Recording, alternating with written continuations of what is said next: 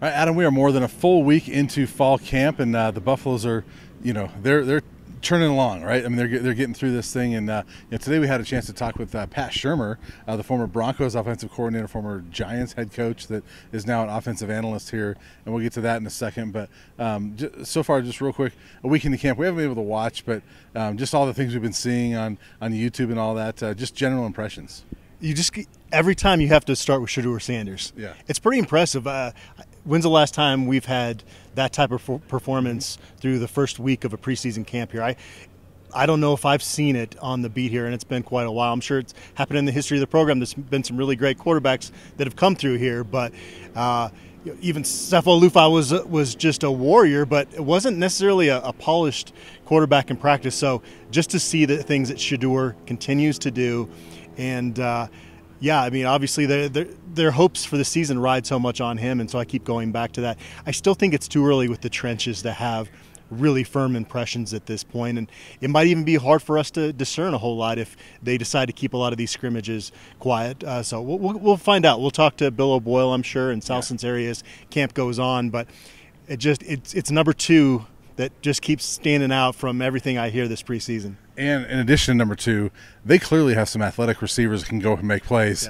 Yeah. Javon Antonio, Travis Hunter, Xavier Weaver, guys like that. They clearly have some really talented wide receivers on this team. That Shurmur's got some weapons.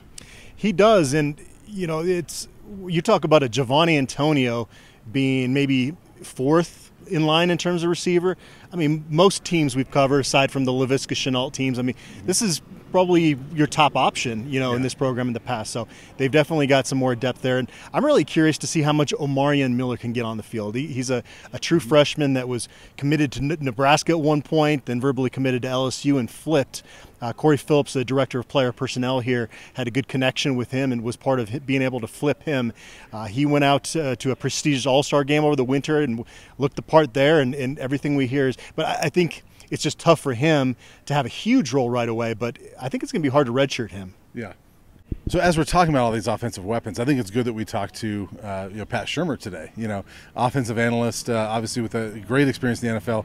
It's funny, he has not been in the college game in a very long time, and he mentioned that's kind of an adjustment. There was actually a play the other day that he was saying, oh, that didn't count because it wasn't in bounds. But he's like, oh yeah, you only have to get 1 foot in bounds here in college. So some differences, but a really good hire, I think, by Coach Prime to, I know Bronco fans have some, some bad flashbacks of the Pat Shurmur offense of the Broncos, but I think it's a very good hire for Coach Prime to bring in an offensive mind like that to really give some insight. Well, yeah, for the role that he's in. If you hire Pat Shurmur as your OC or your head coach, then that's different. But, yeah, definitely somebody that adds a lot of expertise to this. And I kind of liked his demeanor. It was cerebral, and it didn't seem like he has a big ego, and he understands that it has been, to your point, 25 years since he's last coached in the college game, that he's not coming in here with grandiose ideas that I know my spot here, and even some of the questions he said, I'll have a better idea of that down the road. So, for the role that he's in, I mean, that analyst role is often filled by an up-and-comer, a guy that's younger, and so that if you went that route, maybe you don't have the knowledge that a Pat Shurmur has. Well, you wouldn't have the knowledge that you do with a Pat Shurmur. So he does add a lot from that in that regard, and just kind of the way he's approached it here seems to be the way to go about it.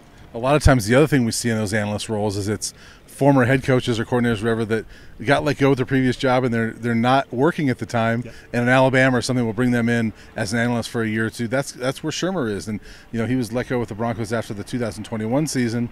Spent last year, he said, taking care of some family things, but he's still in the area, and he and his wife love living here. They're empty nesters. It just kind of worked out. The other thing I liked is that when he's asked about, well, what's the culture of the program? Like, look, I'm new to this thing, and I like that. I like that it's a totally fresh perspective. There's not this deep connection with Coach Prime. Not that they work together or things like that. It's sort of a really fresh perspective coming in, and I like that.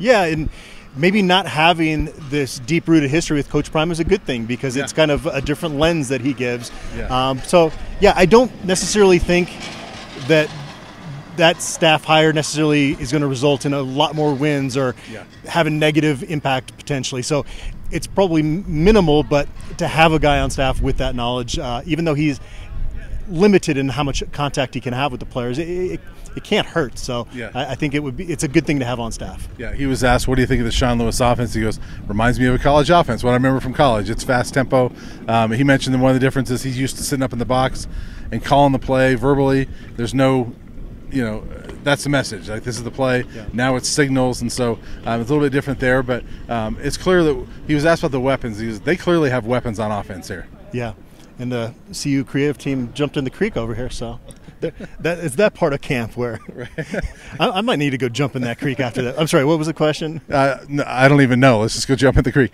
No, he was asked about that Pat Shurmur offense and or the Sean Lewis offense, and it looks very college, up tempo, things like that, and the signals. But the one thing he did say is there's clearly some good talent at the skill positions on the offense. Yeah. You don't have to know anything about the game of football, but you go out there and watch Travis Hunter run a few routes, catch a few balls. It's pretty obvious. And yeah, Jimmy Horn Jr., Xavier Weaver, we talked about Javon. Yeah, that part of it's pretty clear. And again, I think, it always goes back to the trenches, and it's still too early in camp to really know one way or the other definitively there. Yeah, they've only been in pads a few days. We're going to know. I'm hoping that we get O'Boyle and some of the defensive coaches later in camp, because that'll give you a better sense. Because defense, it's hard to really predict or say what they're going to be like right now without them hitting. So it's going to be interesting. One thing we can say, though, is the linemen know how to impersonate their aligned coach pretty well. Yeah. Yesterday, Amari McNeil had a great Sal Sanseri impression, and who was it? Jack Bailey impersonated Bill O'Boyle. They got both of their walks leading up to the skit really good. So that was cool to see. On Coach Prime's birthday, them be able to have that team bonding moment and take a breath. And I know some people might look at that and go, well, they're having too much fun, but you've got to do things like that throughout the month of August, or you're going to lose your football team. You've got to find a way to make it fun on some level on a regular basis if you can pull it off. Yeah. Well, Jack Bailey better have a good Bill O'Boyle impression. He's been with him for like 4 or 5 years now. So, I think that'll do it for today. We have a media day tomorrow, and hopefully we'll get some more interviews there. We'll have another analysis video then.